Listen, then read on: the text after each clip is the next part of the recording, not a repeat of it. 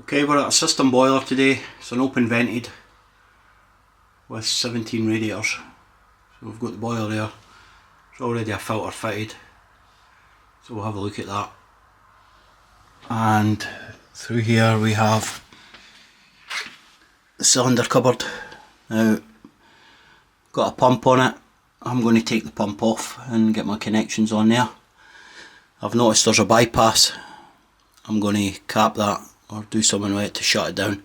And what you'll find is with these valves, these red handled valves that's on the top of there, they don't really shut down. So you're constantly getting a flow through that. So we'll have a look at that. Two motorised valves, one for the hot water, one for the central heating. And there's a restrictor valve here on the return to the cylinder. So again, we'll shut that right down so we're not getting any short circuiting through the coil. Okay, so we're in the process of draining right now, and we'll go for there and see how it goes. Okay doke. So we've shut off the main to the F&E tank, which is here. Shut the main off, and we've noticed that it's a combined coal feed and expansion. So we're going to, somebody's already cut that, which indicates that there's been something going on. So I'm going to disconnect that, cap it off, and that's our system sealed at that point, and we can get on with the flush. Obviously if you don't cap this, when you put the power flush machine on, the water's just going to shoot right up there and cause problems. So yeah, make sure you cap that. So that keeps the system sealed. We're nice and safe now, we can get on with the flush. Okay, so we're up and running. Heat's on. Boiler temp's rising. 20 degrees, which means that we've got circulation. I've used the tap there as my fill point for my water and then into the machine. Okay. As you can see, I've disconnected the pump and I've put my hoses in its place. So when you disconnect the pump from the pipework, you need to disconnect the electrics, because you can't have the pump running dry because it'll burn out. So I usually just disconnect the neutral and let it sit there, and that's fine. Okay, got a wee bit of a burst pipe down there on the drain off for the cylinder, so I'll fix that in a bit once it drains. So I've got two motorised valves. Obviously the one that's connected to the hot water cylinder, your coil, is your hot water motorised valve, and this one is your central heating motorised valve. The other pipe is a return, and as I said earlier, we've got a bypass here. Now the reason that I've came out to this job is because there's various issues with radiators. There's 17 radiators in total, all piped in 8mm, so a lot of them aren't working. 8mm pipe work, so we may again have to use the DS40. I've got it on just now with everything open. We'll see how it goes, and then we'll make the decision on the DS40, but I'm pretty sure we're going to have to use it. So, yep, so let's see what happens. So as you can see, we're getting an F25 code on the boiler, which basically means lack of circulation. So what we'll do is we'll change the direction on the pump, power flush machine, and see what happens then. Probably need to reset it. Yeah, basically that means that there's a differential in temperatures between the flow and return and back to the boiler. So I'll reset it. The wee reset button just there, and there she goes again. She's away. Good. So all I did there was change the direction. It'll probably be air in the system. You'll need to keep taking it back and forward to get the air out and then get circulation going. So as you can see, we've now got the DS40 in and the system's running, and it's sitting at 66, which is great. It means it's moving. So we've now got all the radiators closed apart from one. We've got one radiator open, and it's the one that's furthest away, so we'll start cleaning that. and then we'll move on from there. It was also the radiator that wasn't working, wasn't getting any heat out of it at all. So we'll go through and see what the DS40 is doing.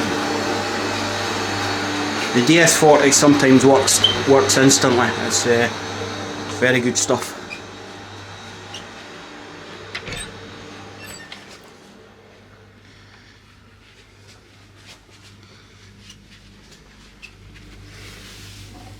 Okay, so the radiator's now heating. So the DS40's done the job. Good stuff.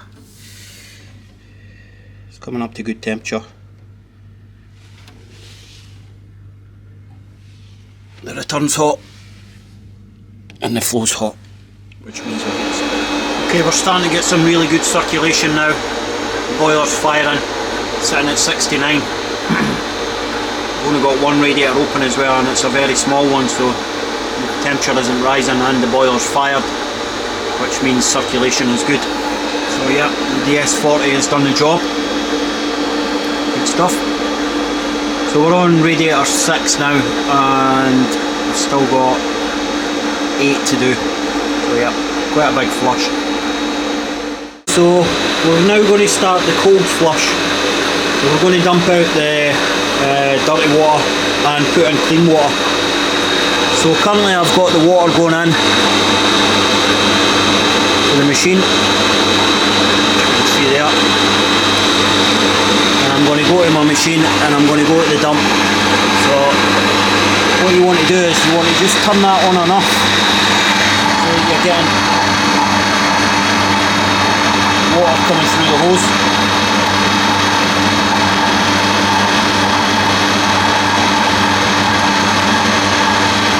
Starting to get water coming through now. So now I've got this into the sink. It's a stainless steel sink, it's not going to mark it or anything. So just give that a wee bit of time to build up.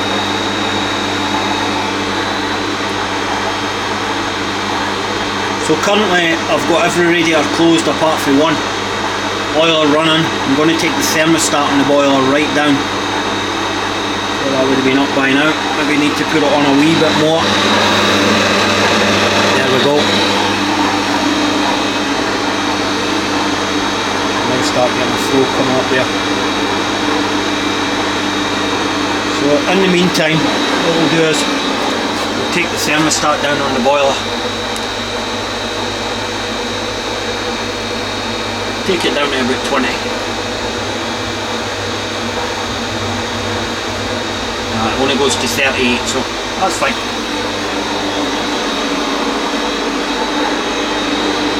Still not getting anything up there. It is coming up very slowly. We'll just crank it up a wee bit.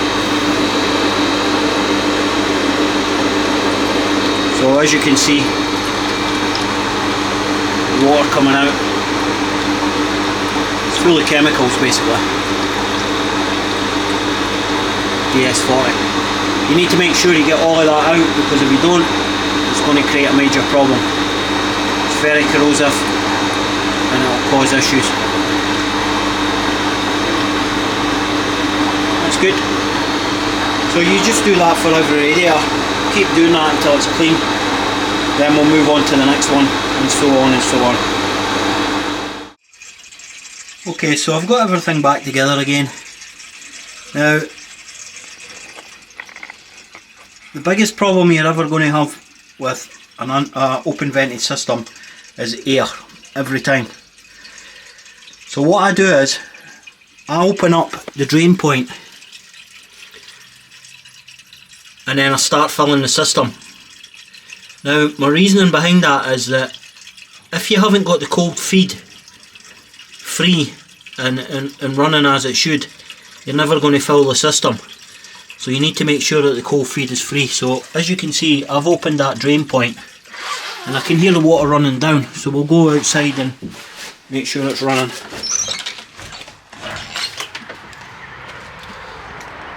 Okay, so that's running.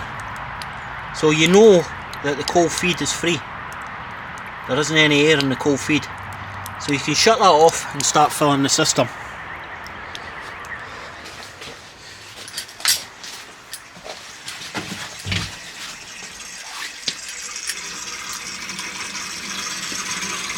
can actually hear the air rattling through that now. Hear it? It's just air.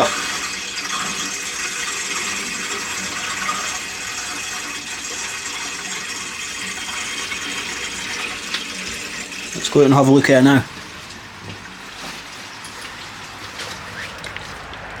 See? Look at the air coming out of that. Now if you didn't open that and let that run, all that air would block in the system and you'd have a hell of a job trying to get it back out again.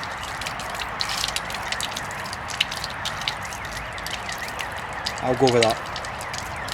It's pretty good, and as you can see the water's clean. Good clear flush. So yeah. Okay, I'm going to shut that off and get it filled. Okay, so the wee tank in the attic is full. We've already cleared the cold feed, so we know that that's full. So now all you're going to do is start airing the system. Now this is where it starts to get problematic, trying to air systems. Now you always start at the lowest point, i.e. the downstairs radiators, and you're going to bleed them.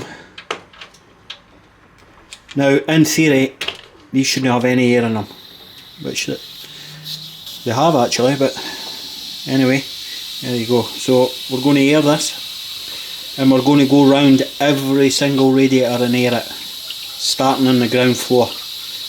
Now the more time you spend airing at the front end, the more time you'll save at the back end. It just takes so long to get the air out of it if you didn't go through the right process. So start at the bottom, work your way up, make sure the cold feed's clear, which we've already established, and we're getting air out the radiator, which means that the cold feed's clear or it wouldn't be airing.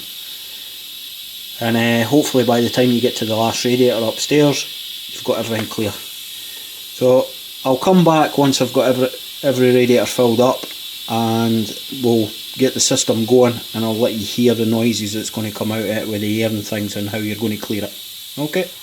Okay, so we've got the system filled. We're going to get everything on. So I've put the heating on, just as well opening the hot water as well. Get both open.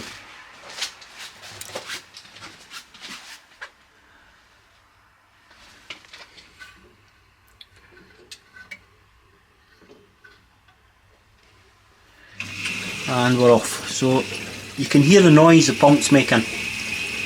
That's basically because there's still air in it. Now you're going to have to just let this run for a wee bit, and hopefully the air will expel out the expansion, cold feeding expansion. It's already starting to sound better. So the boiler's fired up. So what you're really looking for in the boiler is you don't want the temperature rising excessively. So once it starts going up by like 4 and 5 digits at a time, you know you've got an airlock somewhere. So I would say that's going up too quick. Hopefully it'll settle down. Let's give it a wee bit of time. It's going up a wee bit too quick for me. So bearing in mind we're starting for a cold start, and that's reading 29 degrees 30. So it's pumping all the water around the system. There's no way that that water, all that water has came to 30 degrees. 33. So it's starting to slow down a bit now, so it's obviously starting to move. So we'll just give that 10 minutes, we'll come back and have another look at it. Up any. Which means that it's moving. If the heat was stagnant and the water wasn't if the water was stagnant and it wasn't moving, that would be rising rapidly. It isn't, which is great. So it's looking like it's a winner. And we'll check the radiators. We should be starting to get heat to the radiators now. Yep, we are. So yeah, all good. Radiators are heating up. You can still hear air in the system, but it's moving, which is great. That's what we want.